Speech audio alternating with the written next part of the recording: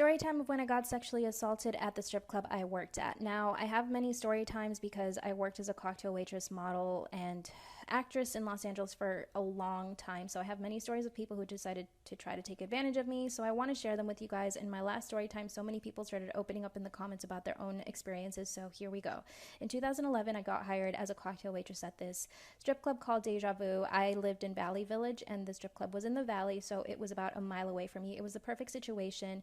I loved it. It was a fun environment. I got along with everyone. But 2 months in, there was always this man that used to come in with his friends, and he had a dedicated cocktail waitress, so I never got the chance to serve him. But one day she showed up late, so I decided to go serve him myself. And when I went to his table, he was nice, didn't say much, but everyone knew of this guy as a really powerful rich guy. Right away, he gave me $100 and told me to sit down next to him. So I did. I sat down, I took their order, and then So he asked me my name, I tell him, and then he tells me to go get the drinks. But before I leave, he gives me another $100. So at this point, he's given me $200. And I didn't realize that what he was trying to do was groom me. He was preparing me for what was to come. In other words, he had paid me, now he could do whatever he wanted.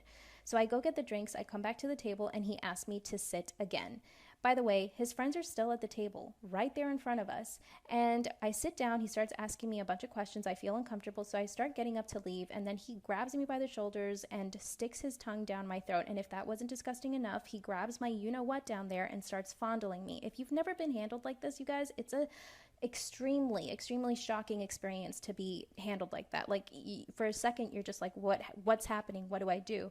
All I did, or all I could do, was push him away. And once I got free of his hold, he looks at me in shock and says, "What are you doing? I paid you." So I literally ran away from the table. I can hear his friends laughing, cackling at me like this was such an entertaining part of their night. And the guy was just yelling at me, asking me to come back to him. I didn't. I ran away. My knees were buckling. I was sweating, and I ran straight to the security guard who usually had my back. I told him what happened, and he's like, "Hey, look, we can't tell this guy to leave because the club is scared of him because he's a drug runner. He's a well-known drug runner." So I ran over to the back room. I happened to come across the server who usually serves him, and I tell her what happened, and she was just like, "Oh, don't worry, he's just like that, and he usually gives me $2,000 a night. You should have stayed." I was in shock, like complete shock. I went home. I cried for frickin' days. I didn't go back to the club, and when I finally did, 2 weeks later, I met my abusive ex. Here's a little story time of what my crazy celebrity ex-boyfriend would get mad at if I did or did not do. He would get mad if I would, for example, go to the DMV and put lip gloss on to take a picture. He said that I was trying to get attention from other guys, and the fact that he wasn't going with me proved that I was trying to get attention from other guys, therefore pickup guys at the DMV. He would also get mad if I showed him too much affection or if I tried to kiss him, because he said that that meant that I was a nymphomaniac, and that the only conclusion he could come to was that I was cheating on him because I was a nymphomaniac. So eventually I stopped being affectionate altogether, and that made him think that I didn't want him because I was never affectionate. So I told him one day, "Well, if I am affectionate, it's bad, but if I'm not affectionate, it's bad." And he said, "You're right, so you're stuck." He would also, for some reason, think that I was Lil Wayne's side chick. So anytime a Lil Wayne song came on, I had to. Part 2 of what my celebrity ex-boyfriend would get mad at if I did or didn't do. He would get mad if I answered the phone too quick because that meant that I was hiding something and I didn't want him to be suspicious. But it also made him mad if I didn't answer the phone quick enough because that meant that I was definitely doing something bad. He would also get mad if I offered to go over to his place instead of mine because that meant I was hiding guys in my apartment, in my bathroom, and in my closet. So he would randomly show up to my apartment, check underneath my bed, my closets, and my bathrooms. And when he saw that there was no one there, he would storm out and say, "I'm going to catch you one day." He would also get upset if my manager or my agent called me telling me that I had an audition because it made him envious, although he would say that what they were trying to do was actually pimp me out. He would get so envious and jealous if I had booked a commercial, if I was working on set, or if I had anything going for me in my life other than him. Part 3 of all the things that would make my crazy celebrity ex-boyfriend jealous and upset.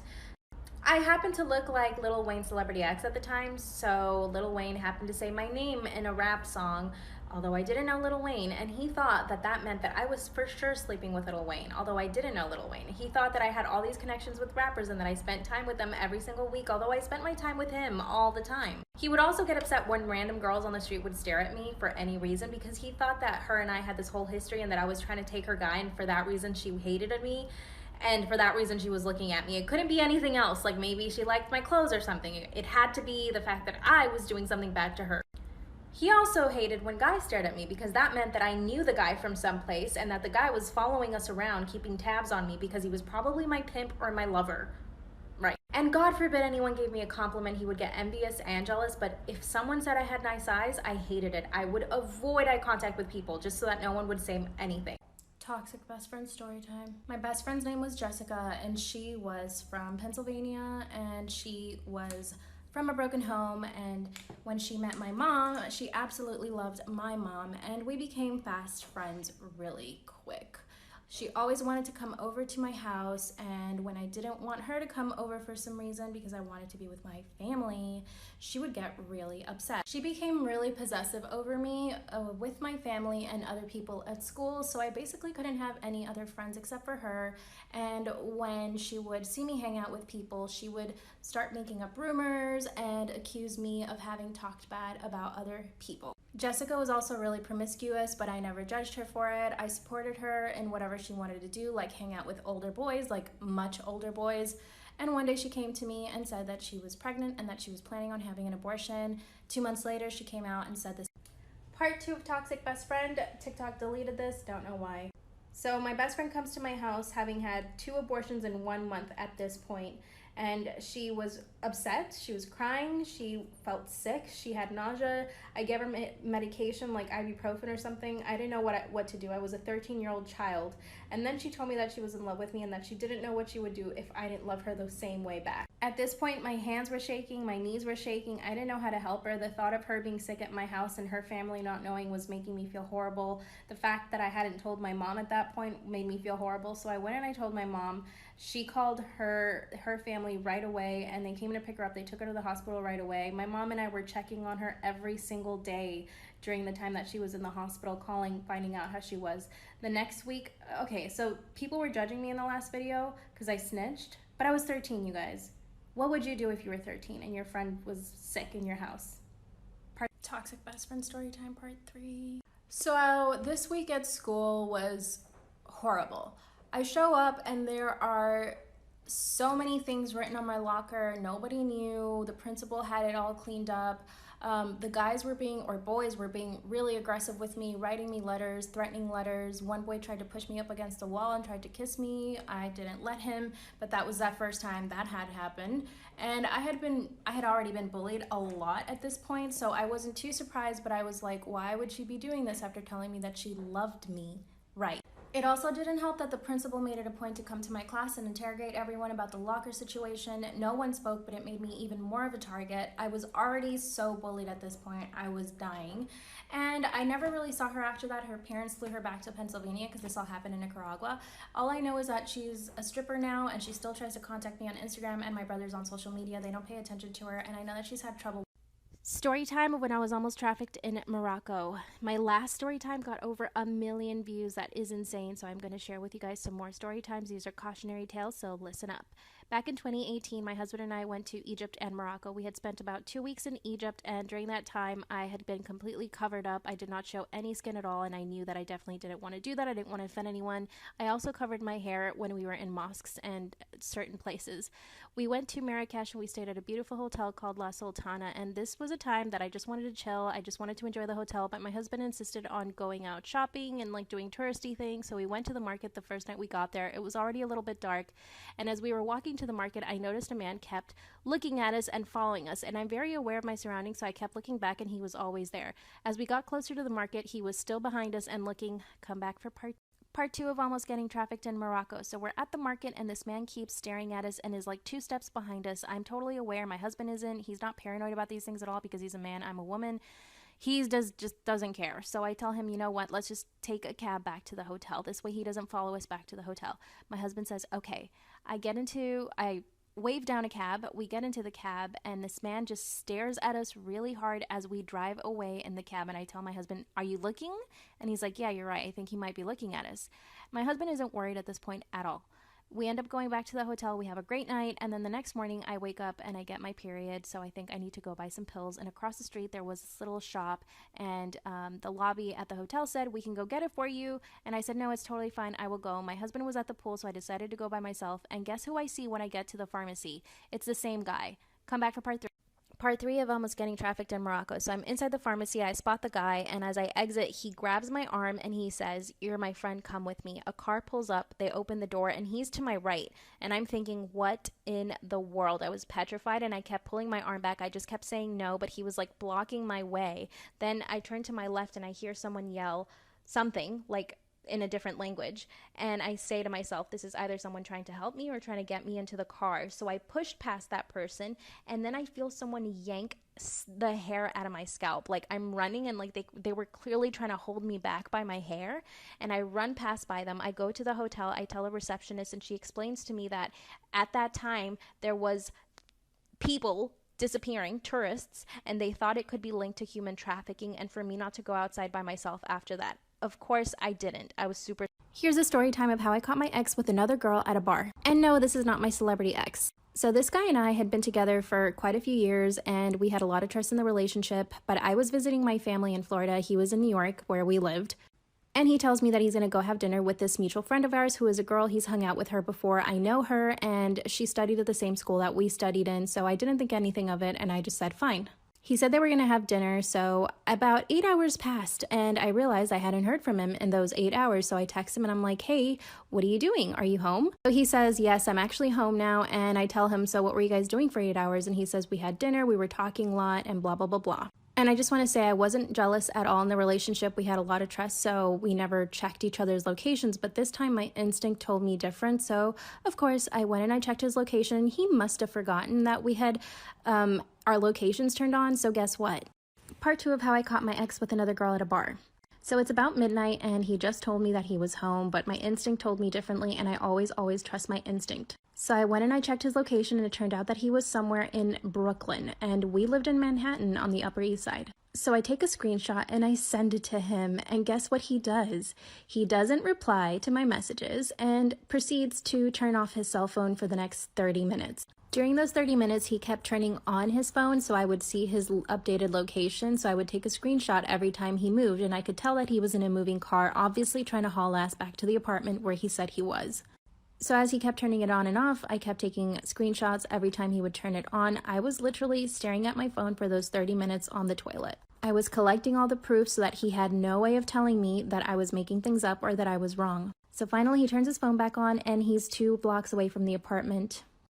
Part 3 of how I caught my ex with another girl at a bar. So I can see from his location that he is now 2 blocks away from the apartment. So he calls me and pretends like nothing happened. And I said to him, "Hey, look, here are all the screenshots. Take a look and explain yourself." He knows he got caught at this point, so he started crying, hyperventilating, almost having a panic attack. And he always did this whenever I got upset at him.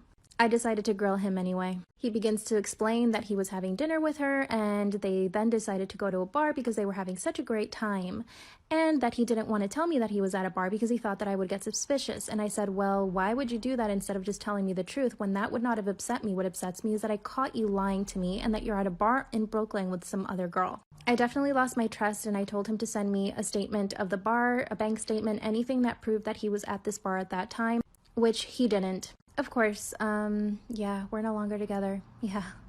Story time about how I got out of the abusive relationship I was in with my celebrity ex. Yes, he is a celebrity. He's on TV right now, so if you want to know who it is, go to any of my other story times. His name is all over the comments. So after he made me take the lie detector test, which turned out to be a con because he had hired a con artist without him knowing, we didn't speak for about 3 days, but then he started texting me. We were going back and forth, and I knew that in order to end things, I needed to see him in person. Even though he had broken up with me, he was still trying to get back together with me, and I knew I had to end it, otherwise he wouldn't leave me alone. At this point, he had been physically and emotionally abusive with me, but every time it was because he was on some substance, and I knew that if he got off the substances, he would just be a better person. That was just me being naive and thinking that I could help him. Of course, as soon as I get there, he begins to accuse me of having stolen something from his closet, which I couldn't have because I wasn't even with him. He looks through my purse and he gets mad because he doesn't find anything. I knew that he was on something, and I could just tell that he was very aggressive. So I thought to myself, I better leave before he blows up. This is where it gets scary. Come back for part 2. Part 3, trigger warning. So I get out of the shower, he hands me a towel, and then he begins to question me where I was, where I've been, and I know that he knows that I was home for that entire week because I actually saw him outside of my window one day and I saw his car parked further away, so he knows that I was home. Then he grabbed my phone from my purse, but didn't bring my purse down, just the phone, and starts looking through it. When he didn't find anything, he said, "Well, you must have deleted all the messages." This is when I black out. I woke up 10 hours later, still in the towel, wrapped up in the towel underneath the comforter, and him standing over me, and he says, "You can leave now." He hands me my purse, and the look on his face is just horrendous. I could tell he had been crying all night. His eyes were super swollen. And when I look in my purse, I just see that he cut my ID, he cut my credit card, and bent my apartment key. I get dressed and I run out. Luckily, I was able to get into my apartment, even with the bent key. I waited a few days because I had some marks on me, but I then called my family. They got me a ticket to Miami. I went straight to Miami. I abandoned everything in LA and I haven't. Part 2, there is a trigger warning here. When he sees there's nothing in my purse, he actually throws it over a balcony that's inside of his bedroom that there is no access to, so I couldn't actually grab my purse or my keys and leave. I head to the door and I thought, you know what, I will just sit outside and wait for him to calm down. But he doesn't let me leave and he says, "Just hold on a second, I'm gonna go get some water." So he goes to the kitchen to grab some water and then he comes back and throws the water in my face. I'm in shock at this point. Right away I start crying instantly, and this always upset him whenever I cried, so he says, "Why are you crying now?" And then he just acted like he hadn't thrown water in my face. I walk over to the bathroom to try to get a towel, and he does not let me get the towel. Instead, he pushes me into the shower and turns on the shower head. And he said, "You definitely need to clean yourself. Who knows who you've been with." In that moment, I literally thought, what did I get myself into? I just walked into the lion's den. Then he hands me a towel. It does get scarier from here on, so come back for part 3. Here's a story time of when my crazy ex made me take a polygraph test. A little backstory, we had been together for 4 months at this point. 2 months into the relationship, he started acting strange. Before that, he was absolutely, completely loving and normal. So since those 2 months were perfect, we had fallen in love and we had been talking about marriage and so many other plans. But then he started acting strange. He called me and told me he had a substance abuse problem, and nothing was the same after that. So at the 4-month mark of the relationship, he had started accusing me of being an escort and being with other guys, even though I spent all of my time with him, and I even offered to install cameras into my apartment, which he did not want to. So one day that he was mad at me, I knew that he was on something. I couldn't tell exactly what, but he came up to me and asked me if I would take a polygraph test, and I said absolutely. Little did I know that the polygrapher he hired was actually a con artist, so when we show up to this man's office to take the polygraph test, it was part 2 of the polygraph test. I sit down in the chair and the polygrapher actually starts making comments about my eyes and my dress. Obviously, I was really uncomfortable. I look over at my boyfriend and he could tell that I was very uncomfortable, but he just kept the conversation going with the guy like nothing wrong was happening. In fact, he was holding my hand and making comments about how beautiful I was. Super odd behavior. Finally, the test is over and he reveals that I failed every single question, even the one about my name, where I live, and where I'm from, which is absolutely impossible. My boyfriend starts to sob instantly, and I pull out my phone and I begin to Google the guy. Lo and behold, I find 10 articles about how he's a con artist. I show it to him and then to my boyfriend, and he kicks us out of his office. He's still sobbing at this point. We drive back to his house and he's beside himself. He says, "I don't know what to believe." And I said, "Well, you can believe the articles or you can believe me. This guy was obviously a con artist." I break up with him and I go back to my apartment. A week later, he comes looking for me and he is crying, and I took him back, unfortunately. Continuation of the story time I posted about my celebrity ex. He was abusive and he was named in the comments by someone. I did confirm who it was, so if you guys are curious, please go back to that story time. It's my celebrity story time about my celebrity ex or something like that, so go back to that story time so you can see the comments and learn who it is. So a lot of you guys are curious about how we met, so here we go. I was working at the strip club as a cocktail waitress. He came in one night and it was like lust at first sight. I don't know if you guys have ever experienced that before, but it's a really powerful thing. So he stayed at the bar the whole night and was really aggressive about getting my phone number. First red flag. Didn't even realize it. Honestly, I just thought he was super charming. So the very next day, he's already texting me, asking me if I want to go to have breakfast. I kept saying no, and for about a week, he was chasing me, and I swear to God, he loved the chase. And I eventually said yes. We went to dinner, and it was a really nice, fancy dinner. And he was very aggressive, wanting to kiss me and stuff, and I let him. Part 2, so the dinner was really romantic, it was really fancy, and he tried to kiss me and I kind of pulled away, but he was really respectful, and then it just kind of snowballed. We had another date and it was really nice, and then we had another date, and then on that third date, I went over to his house, and at the time I was 20 years old. I was like a baby and I was super nervous. I was like, I'm in a strange man's house, like what am I doing here? And then he kissed me, and it was like magical. It was just the most amazing thing ever. And this man just had this like power over me when it came to stuff like that. He was really romantic, and I had never experienced anything like that being so young. So anyway, weeks pass and everything is wonderful. He's an amazing guy. And he even starts talking about marriage, and it's only been about a month into the relationship. 1 month, and he's already talking about marriage. So he basically asked me to marry him, and I said yes.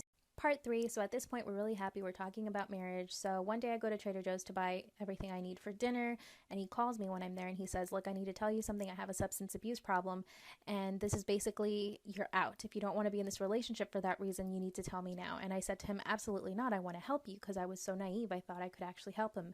And I honestly thought he was telling me this because he wanted to change and he wanted to go to rehab. But no, he was only letting me know so that I could know what to expect from then on, because the relationship was never the same after that. Unfortunately, literally that day, he was not the same person anymore. It was the most bizarre thing ever. But from then on, he would put him and I in situations like where we were literally on the verge of getting caught by cops, or, you know, traveling somewhere, and he was carrying stuff. He was always accusing me of stuff. He was always accusing me of something, and it took him hitting me to leave.